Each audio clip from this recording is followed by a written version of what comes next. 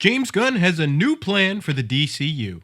Let's talk about it. Good morning, good afternoon, or good evening, depending on when you're watching this. My name is Brandon Aries, and welcome to The Sanctuary. 2 days ago, James Gunn made an announcement for the current plan of films to begin the new DC universe. I wore blue because I didn't have any DC shirts. I'm a Marvel guy, okay? With this announcement, I feel like James is finally shutting up all those fans that are saying, Where are those ideas, James? Mr. Gunn, what are your plans for the DC universe after all? Just how exactly are you going to save the DC universe? all right, let's dive in. James starts it off by saying that the DC universe has been disconnected for a while. Yes, that is correct. And says he and Peter Safran want to make sure everything is connected. That means movies, television, gaming, and animation. The gaming and animation points had me like, I like where this is going. He was also calling it consistent, where they would be played by the same actors and keeping it all included into one story. This is what DC fans have been wanting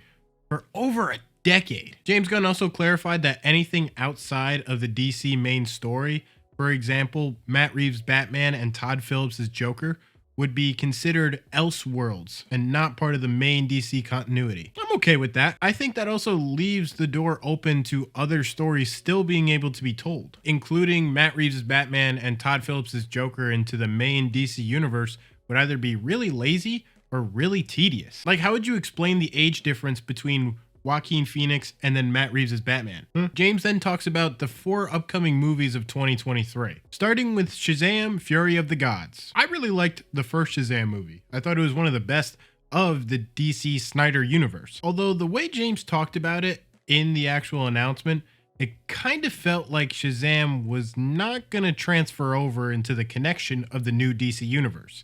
He said how he was kind of on his own and just doing his own thing. Is Shazam kind of done after this film? Then he talks about The Flash, calling it, quote, a fantastic movie that I really love.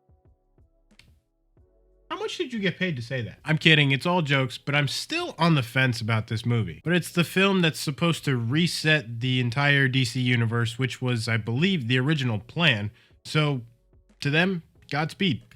No, not the Speedster. Then Blue Beetle was talked about, and he was referenced as a marvelous part of the DCU. With that being said, does that mean that Blue Beetle is part of the new DC universe? Considering how he said it, I think it will be part of the new DC universe. And also, I think because there's not really like any connections in the film to the old DC universe, I feel like they could just keep it. You might as well, and especially if fans really like the film. Why not? The last of the 4 films was Aquaman 2, and not much else was said on it. So I think they really know that that film is just a wash. I mean, they did spend over $200 million on making the film. You got to put out something. The first phase, or quote, chapter of the DC universe is called Gods and Monsters. And I appreciate that this chapter or section of films has a title to it. Whereas the MCU has phases and then sagas. So after Spider-Man Far From Home, was the end of the Infinity Saga.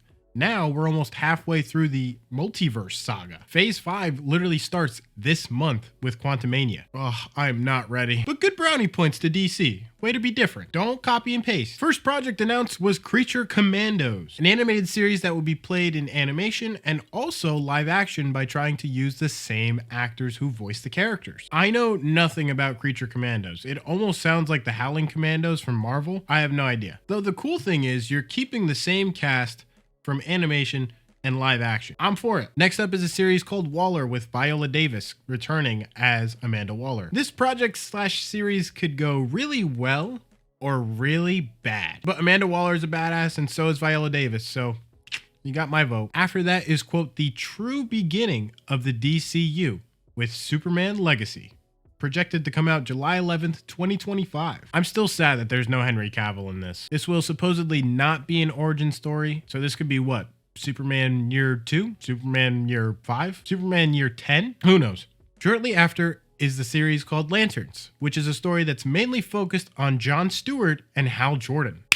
Yes! Finally, a live-action Jon Stewart. Something I've always wanted, as Jon Stewart was my favorite Green Lantern because of Justice League Unlimited. He also said a few more Lanterns are peppered in there. Maybe we'll see Guy Gardner or Kyle Rayner. Definitely Kilowog. James Gunn compared Lanterns to the likes of True Detective, which is kind of bold considering the acclaim of that show. But it's basically space cops watching over Precinct Earth. Cool. The next project announced was the film called The Authority.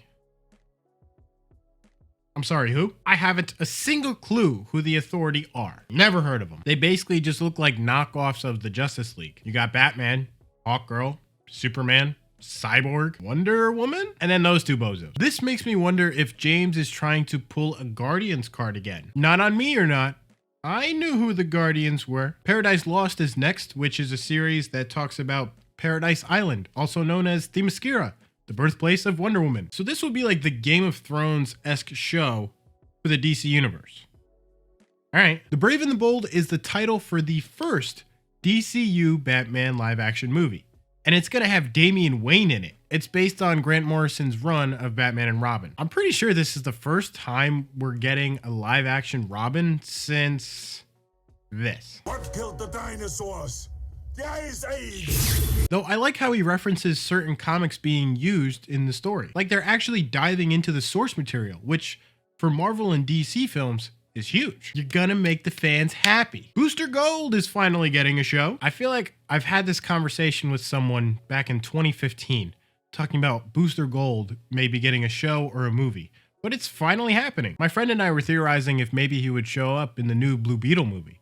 But we doubt it. Supergirl is getting her own film based on Tom King's run of Supergirl, Woman of Tomorrow. I don't have much to say on this, so I mean, I'm cool. I'm down with it. Last is Swamp Thing. See, my problem with Swamp Thing is that I don't think people actually care for Swamp Thing. I mean, there was already a show about it that I think most people forgot about. I know I did before going into this video, but I suppose we'll see. That's all of James Gunn's current plans for the DCU with Chapter 1, Gods and Monsters. What do you think?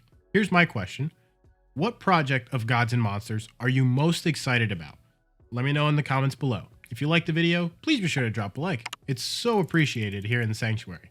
If you're new here, subscribe and hit that notification bell for every week that this lover boy pops up in your feed. And in case I don't see you, good afternoon, good evening, and good night.